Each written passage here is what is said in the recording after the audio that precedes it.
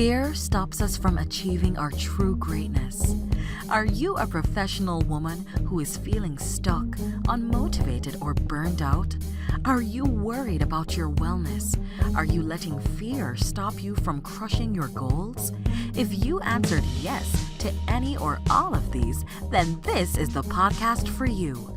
Dr. Charmaine Gregory, night shift emergency physician, burnout thriver, and wellness champion, along with everyday heroes just like you, will explore how to face fear in our lives and emerge victoriously.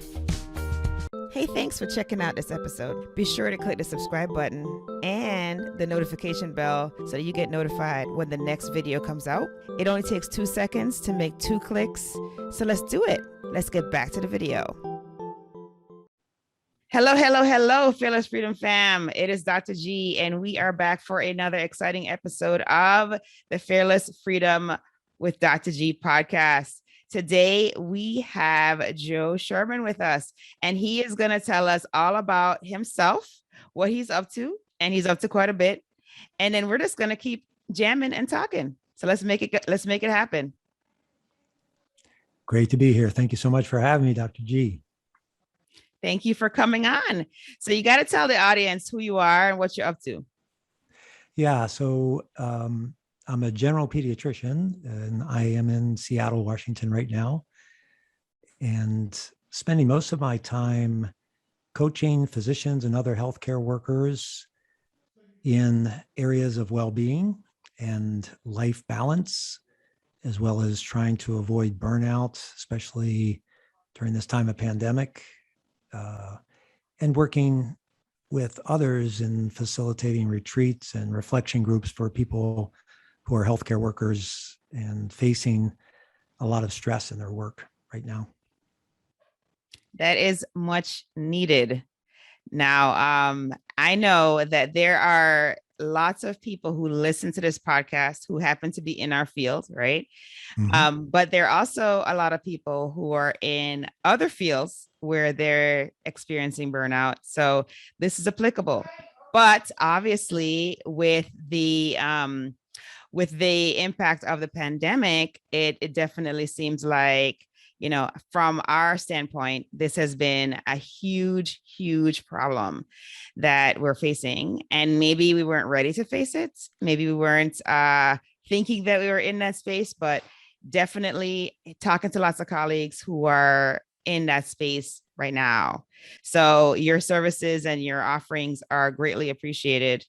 So you got to tell us, like, how do you, so you mentioned that you do retreats, and you mentioned that you have some other services. So how can someone who is needing you get in contact with you? Sure. I have a website, joeshermanmd.com, and all the information for the services that I offer, as well as how to get in touch with me, is available through my website. And my email is joe@joeshermanmd.com. And so it's easy to get in touch with me. I do one-on-one coaching for healthcare providers, physicians, as well as nurse practitioners, physician assistants, nurses, everyone. I also periodically host retreats for physicians and healthcare providers in order to reflect a little bit more on who they are, how they got into this business to begin with, and how they've gotten into the situation that they find themselves often, where they feel disillusioned and kind of confused about the mismatch between why they went into medicine in the first place and what they're doing presently in medicine. So sometimes working out some of those things individually or together in a group is a great way to try to determine what the next step might be in order to move forward in a more healthy way. Absolutely. No, that's great. And then I just want to clarify, just so that in case somebody is not seeing the show notes and they're like on the road, that Sherman is spelled Sherman, right? So, Correct. Because, there can be some creative spelling. So I just want to make sure that everybody's aware that it's, that's how you do it. And then Joe is Joe, of course. J-O-E, But right. yes. So awesome. This is something that, I'm always kind of curious. I'm somebody who went through burnout, had that whole experience, many years ago. And, it's anybody who's gone through something like that, or I hate to like make this analogy, but like anyone who has an addiction, for example, like alcoholics, etc. And you have recovered from that thing, like it's still a daily decision, right? Like it's still like an assessment every day. And then it's a daily decision as to what you're going to do based on that assessment. And so, that experience for me, when I went through it, there wasn't really any resource. Like I was unaware of any resource. And, then what happened was I became a resource, right? And then I aligned myself with other people who are also resources. And then, whatever, it evolved from there. And so, now, thankfully, we have individuals who are focusing on this, which is very needed. And even with the amount of individuals that are currently focusing on it, we still probably don't have enough happening in this regard. And this pandemic just completely compounded that whole situation. So I appreciate what you do. I am grateful for what you do. And I want to say thank you because I don't know if anybody said thank you. So I want to say thank you because, like I said, when I was going through my issue, like there was no assistance. Like I had to get myself out of it on my own. And it was rough. And so I am so grateful that now there are items in place, there are people in place who are now able to assist colleagues and help them through this without them having to fight tooth and nail to get out of it. So, again, thank you. Yeah. So now you got to tell us, how did you get into this, right? Because we all have a backstory. There's always a reason why we do the things that we do to help other people. So how did you get into this? Well, I think, like you say, I think most of us who are doing work and supporting healthcare workers and surviving burnout or trying to find more meaning in their work is because we struggle with the same thing. And I still do. I still practice pediatrics. I fill in for a couple of friends of mine that are pediatricians. I've been in leadership positions in academic centers and community centers and all kinds of different settings overseas in Uganda and Bolivia. I've worked in many different places. And I find that interesting you bring up addiction. The word addiction is, there is a culture, physician culture, that teaches us that we need to sacrifice ourselves, self-sacrifice, give of everything, always be there for the patient, always give up whatever else there is about your life because you're needed, you have to be there. And as a result of that, you get the satisfaction of the esteem of being a physician that people look up to, and that you get that sense of reward that comes from helping other people. So all those things are true, but the problem is that if that goes too far and we continue to work and work and work, and if we're working within systems and structures which guide us a certain way and say, you have to do things this way because that's the way our system works, and that goes against our principles, morals, or the ways that we would like to practice medicine, then we come into this kind of a barrier, this kind of blockade. Some people call it moral distress, moral injury, where what we are called to do by employers or systems goes against what we really believe is the right thing to do. So a lot of physicians find themselves in that situation. I really found my calling in medicine when I lived in Bolivia and Uganda and worked there in both of those countries. And the latest was in Bolivia for 4 years with my family living there.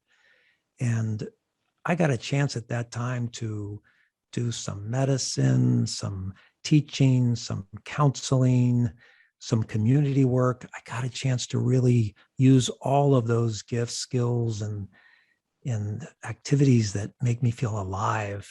And then I returned to the US at a time where I worked in a busy academic health center in the city of Seattle in a county hospital.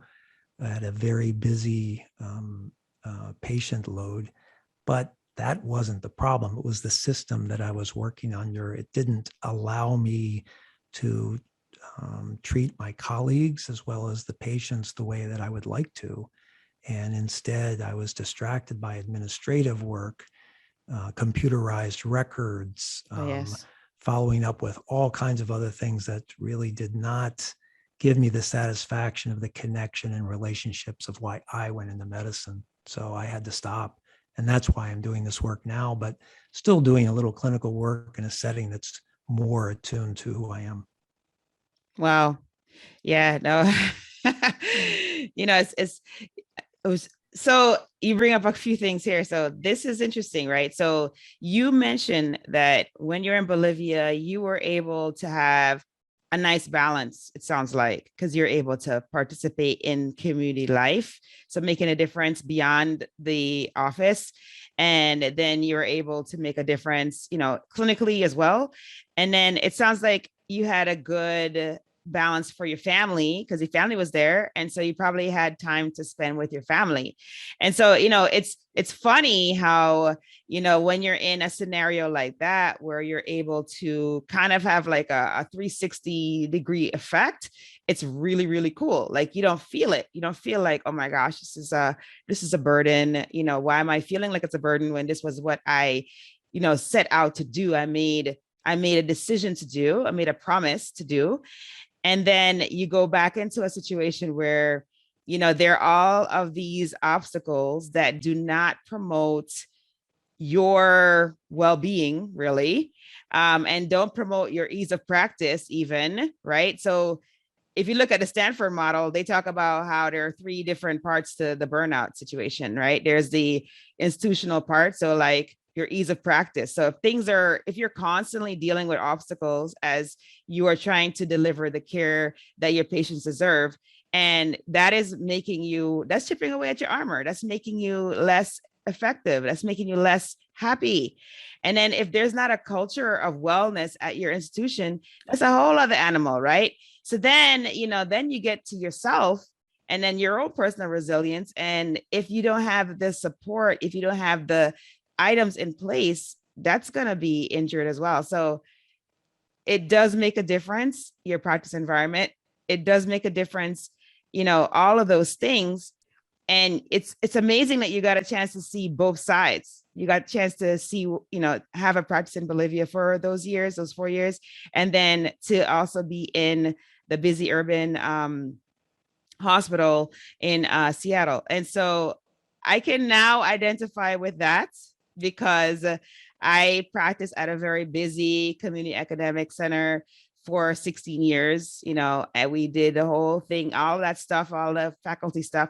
And then now I am, basically in, we don't have any residents or anything. So I am like on my own, practicing in a community where I feel like how you felt when you were in Bolivia. Like I can get involved in the community here. I can make a difference in my patients' lives. It just is so different. And it's just mind blowing when you think about it, because you're like, well, why can't we have that? Why can't we have that across the board? Like it shouldn't be where we have to make a choice to like move 7,000 miles away in order to get that balance or to get that satisfaction back in the job. I don't know. I just think it's weird. It is. And I think that there are several factors at play in this. And I think that there is a physician culture that when we enter medical training, we're kind of initiated into. Many of us come into our medical training with all of the right intentions. We want to help other people. Maybe we're academically stimulated by a certain field of medicine. Sometimes it's research. Sometimes it's just primary care medicine, whatever it might be. But then we enter a system of training, which pretty much tells us you better do things this way, or you're not going to move on to the next step of your training, whether that be your next clinical rotation, your residency, or whatever it is. So slowly but surely, a lot of who we are, the reasons why we entered the field to begin with, may start to get hidden and covered over by the expectations that we're living up to that are thrust upon us by other people and the systems that we work under. And so one of the things that happens on the other side is that we start to work for a system that we think is the next logical step because that's what we were told. And we all of a sudden feel uncomfortable. We're not feeling ourselves. We're stressed out and anxious. And we very often don't understand why, because it all seemed like this was what we're supposed to do.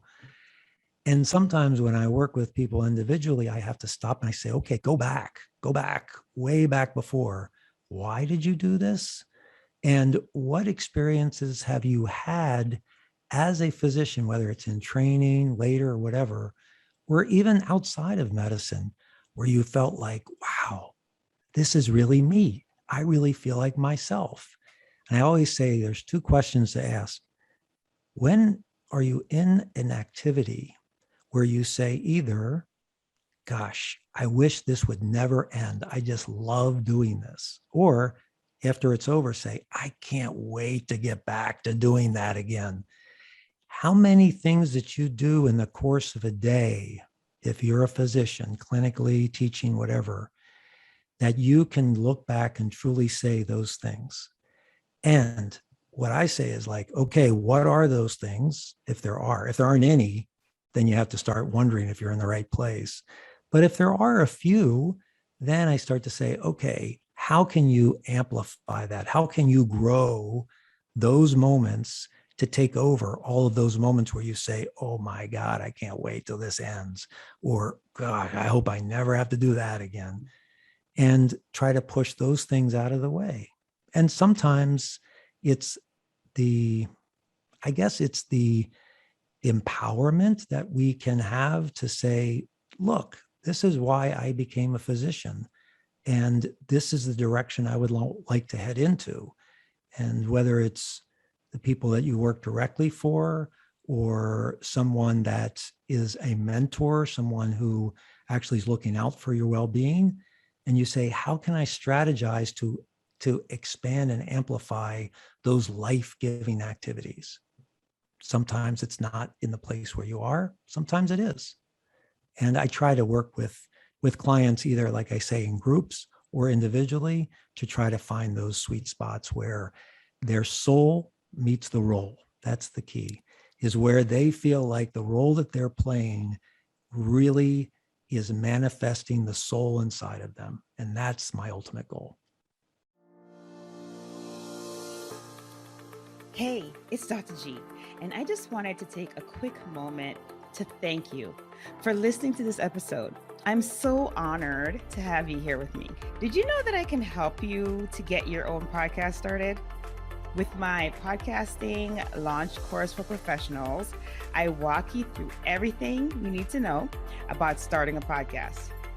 I'm with you every step of the way, from sign up to launching your show, with 5 episodes ready to go. There's a done for you version that's also available if you would just rather just do recordings and leave the behind the scenes work up to us. Then that one is definitely for you. But either way, we've got your back here at Fearless Freedom with Dr. G. Oh, if you already have a show and you need production services, we have monthly plans available for you. So check out the links in the episode show notes for more information. Let's get back to the show.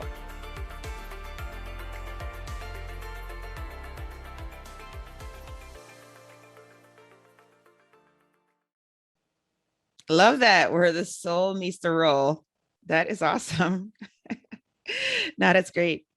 And then, So this has been such a great conversation because it's such a relevant thing. And I'm hoping, actually, no, I'm not hoping. I know for a fact that those that are listening are getting some nuggets that they can utilize. Now, I have a question for you. Now, we Sure. have to talk about fear on this show. Like, this is the Absolutely. crux of the show, right?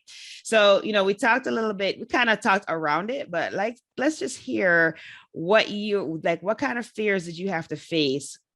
Maybe the most logical one would be from like leaving your tenure in Bolivia to come back to the stateside. How was that? Like, what kind of fears did you face and how did you overcome them? Well, there's many of them. Probably the biggest fear that I faced is the one that I see in many people, which is this imposter syndrome.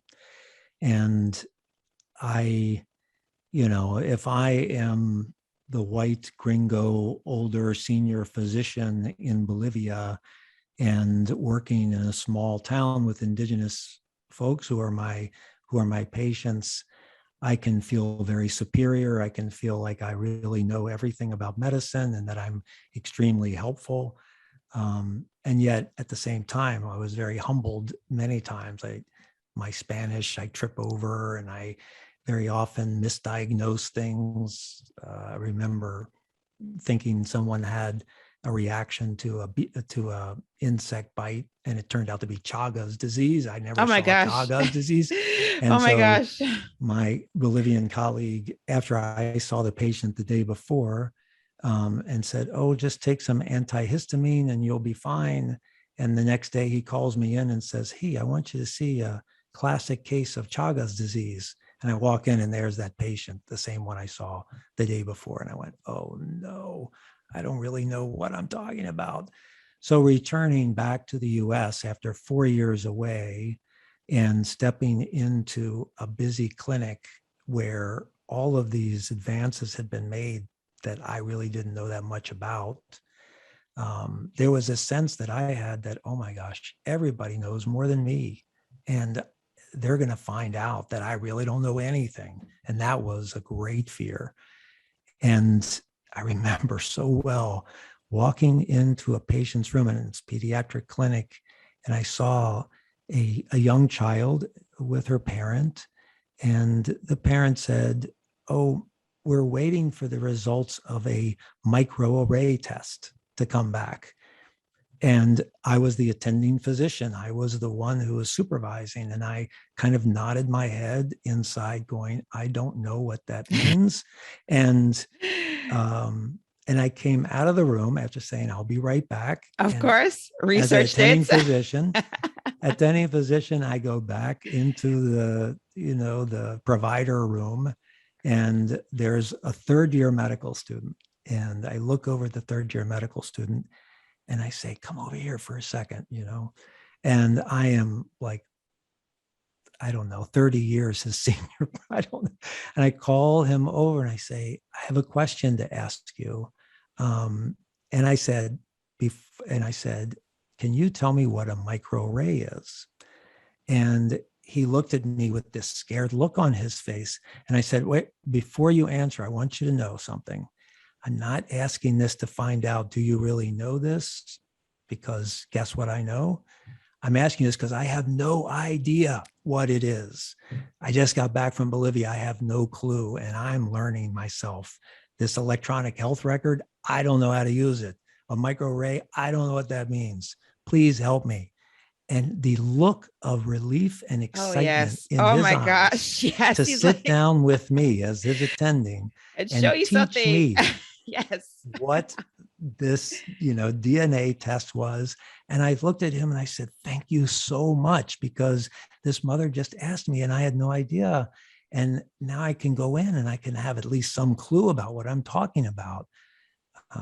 So that was a way of humbly approaching someone who was already in fear of always being on the spot and saying, "Look, I suffer the same fears you do. Every day I come in here and I look around at these other people wearing white coats and I think, oh my gosh, do I know as much as they do? Am I as good a doctor as they are?" Questioning that all the time. And I think that that's something that many physicians find themselves in, even if they don't admit it. Inside, if you ask them, they're afraid that they're not matching up to the expectations of their colleagues or their patients. I attest to that. So I know that's true.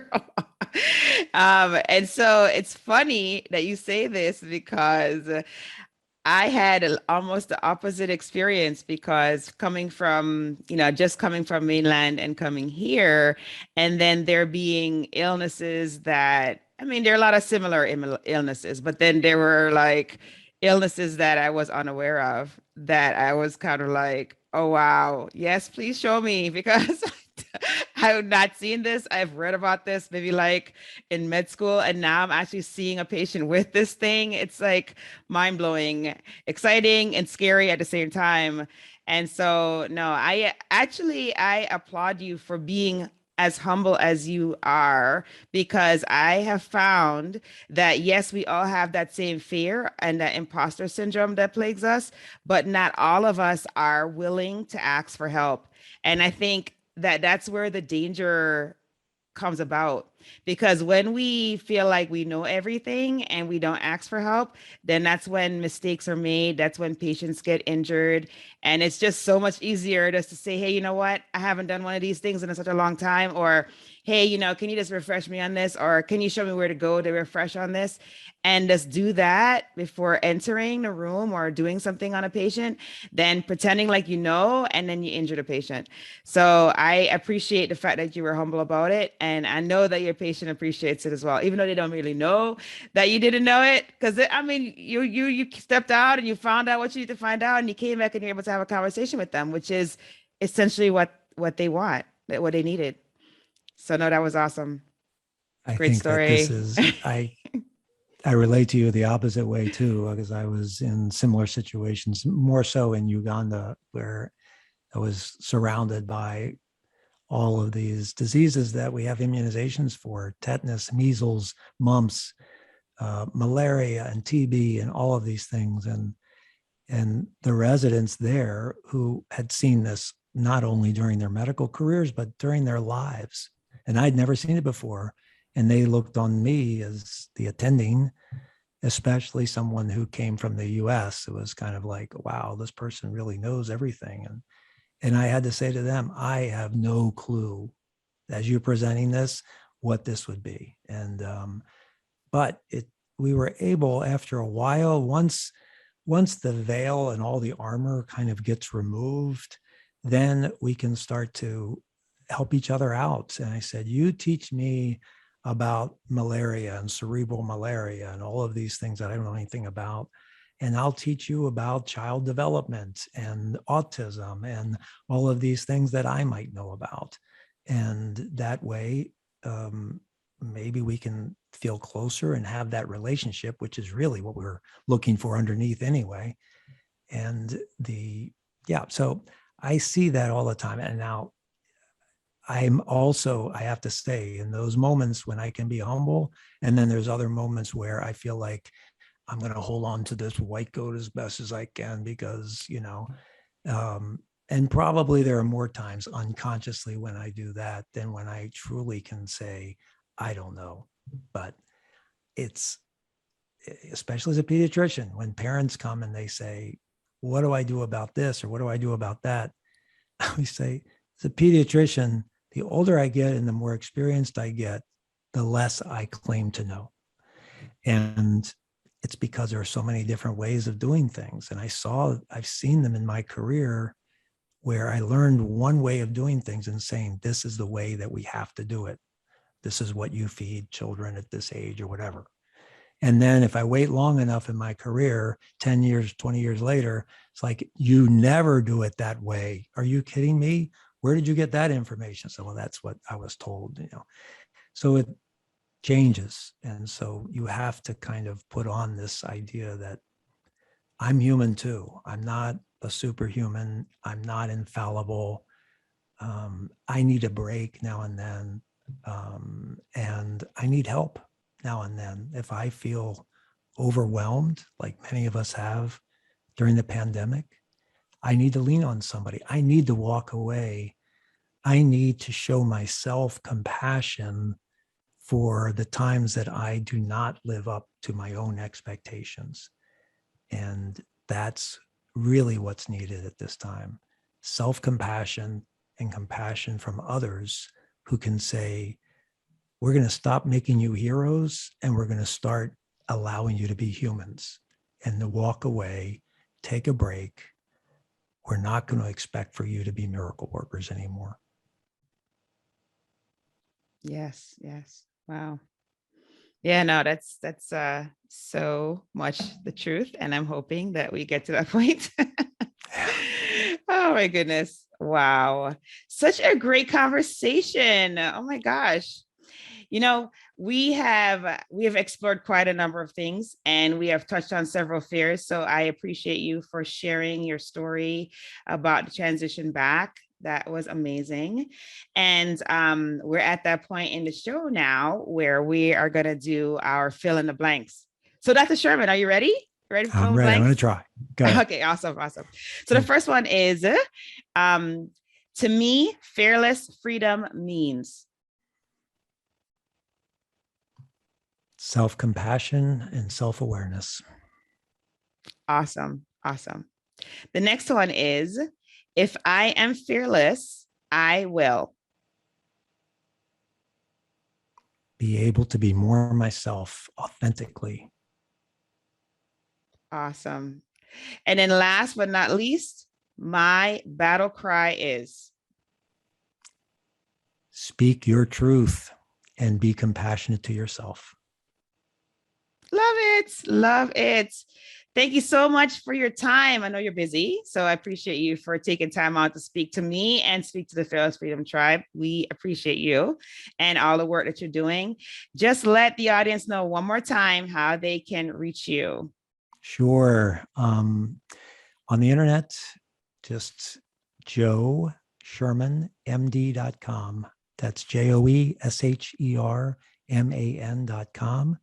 Or if you want to reach me by email, joe@joeshermanmd.com. Perfect. Well, thank you so much and have a fantastic day. Thank you. You too, Dr. G. Thanks so much for having me. Thank you for joining me on this episode of Fearless Freedom with Dr. G. Again, I'm Dr. G. And if you like this episode, be sure to subscribe so that you can get notified of when the next episode is going to be. And also, I'll catch you next time. Have a great one. Be strong, be brave, and unleash your greatness.